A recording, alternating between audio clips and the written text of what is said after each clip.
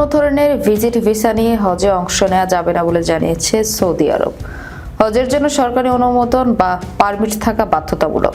সেই সঙ্গে 1447 হিজরি হজ মৌসুমের নিয়ম কানুন কঠোরভাবে মেনে চলার জন্য সংশ্লিষ্ট সবাইকে আহ্বান জানানো হয়েছে। খবর সৌদি গেজেটের।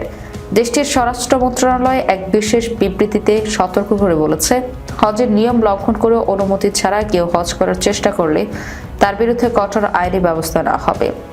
সৌদি গ্যাজেটের প্রতিবেদনে বলা হয়েছে, আসন্ন 1447 হিজরি সালের হজ মৌসুম সামনে রেখে এই বিধিনিষেধ জারি করা হয়েছে। মন্ত্রণালয় স্পষ্ট জানিয়েছে, ভিজিট ভিসা নিয়ে আসা ব্যক্তিদের হজ করার কোনো সুযোগ নেই। হজের আনুষ্ঠানিকতা সম্পন্ন করতে অফিসিয়াল হজ পারমিট বা অনুমতিপত্র থাকা বাধ্যতামূলক। অবৈধভাবে হজে অংশগ্রহণকারীদের সম্পর্কে তথ্য দিতে জনসাধারণের প্রতি আহ্বান জানানো হয়েছে। এই সংক্রান্ত তথ্য জানতে মক্কা, মদিনা, রিয়াদ ও পূর্বাঞ্চলীয় প্রদেশে 911 এবং রাজ্যের অন্যান্য অঞ্চলে 999 নম্বরে যোগাযোগ করা যাবে।